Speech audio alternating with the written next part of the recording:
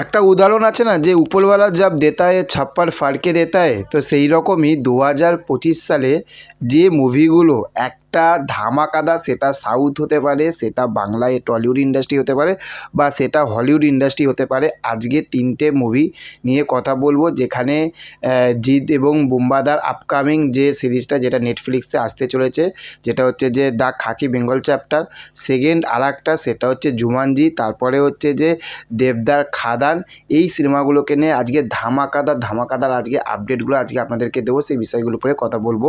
তার কারণ হচ্ছে যে দেখুন, 2024 সালে বাংলা সিনেমা কেন বা আপনার বলিউড সিনেমা কেন, যে সিনেমাগুলো কিন্তু একটা প্রচুর যে একটা হাই লেভেলের কালেকশান করেছে, বা দর্শক যে বিশাল যে একটা এন্টারটেনমেন্ট পেয়েছে, তা না। আপনি যদি পুষ্পা টু কিন্তু 2024 সালের শেষের দিকে মুক্তি পেয়েছিল, বা খাদান 2024 সালের শেষের দিকে মুক্তি পেয়েছিল। কিন্তু 2025 সালটা কিন্তু একটা সিনেমার জন্য সেটা সাউথ, বাংলা, হিন্দি, বলিউড যা কিছু হতে পারে না কেন, ধামাকাদার হতে চলেছে। তার কারণ হচ্ছে যে জুমানজি প্রথম যে আপডেটটা আসবে, সেটা হচ্ছে জুমানজি, যেখানে আমরা রককে দেখেছিলাম একটা অ্যাডভেঞ্চার একটা মুভি, যেখানে হচ্ছে যে গুপ্ত রহস্য, যেগুলো হচ্ছে যে আপনার যে খাজানা, সেইগুলোকে করবে। এবং জুমানজির গেমও আমরা খেলেছি, প্রচুর লেভেলগুলো আছে।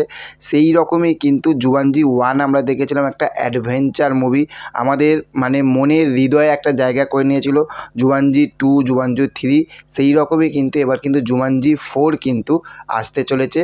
এবং এটা কিন্তু 2025 সালে কিন্তু আসছে, এবং সেটা কিন্তু ধামাকা লেভেলের হবে, এবং যেখানে রক রয়েছে, যার বই, যার সিনেমা কিন্তু আমাদের দারুণ লাগে।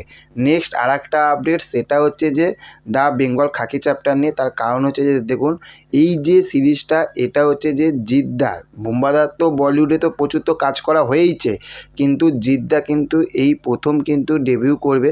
তো সেখান থাকতে আমরা তো সবাই খুশি। এবং হচ্ছে যে খাকি দ্য বেঙ্গল চ্যাপ্টার থাকতে কিন্তু সেই রকম যে কিছু আপডেট আসছিল, বা কিছু একটা যে বিশাল এক্সাইটেড কিছু আপডেট আসছিল, তা না।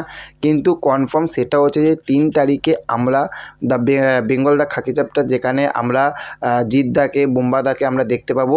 সেখান থাকতে কিন্তু 3 তারিখে যে সেটা টিজার হতে পারে, সেটা গ্লিমস হতে পারে, বা সেটা নিউ কোনো পোস্টার হতে পারে, আমরা কিন্তু সেরকম কিন্তু কিছু না কিছু কিন্তু আমরা 3 তারিখে কিন্তু নেটফ্লিক্সের তরফ থাকতে কিন্তু আমরা দেখতে পেতে চলেছি।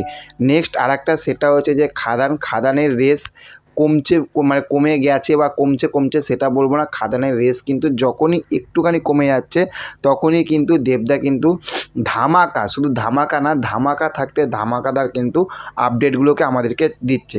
দেখুন, দুবাইতে যখন মুক্তি পেয়েছিল খাদান, তখন একটা না দুটো শো পেয়েছিল। তারপরে আপনারা দেখতে পাচ্ছেন যে দুবাইতে কিন্তু 4-5খানা কিন্তু হলে, মানে সিনেমা হলেতে কিন্তু রিলিজ পাচ্ছে। এবং সেখান থাকতে কিন্তু খাদান এবার শুধু দুবাইতে আটকাচ্ছে না, এবার খাদান কিন্তু অস্ট্রেলিয়াতেও কিন্তু এবার মুক্তি পাচ্ছে। এবং এটাও শুনতে পাচ্ছি যে খাদান শুধু অস্ট্রেলিয়া না, খাদান এবার লন্ডনেতেও কিন্তু মুক্তি পাবে। তো সেখান থাকতে অস্ট্রেলিয়াতেও সেখান থাকতে স্পেশাল স্ক্রিনিং হবে। তারপরে সেখান থাকতে যদি ভালো দুবাইয়ের মতন যদি রেসপন্স পায়, তো সেখান থেকে বুঝতেই পারছেন আবার কিন্তু আরও ভালোভাবে কিন্তু স্ক্রিন বাড়বে।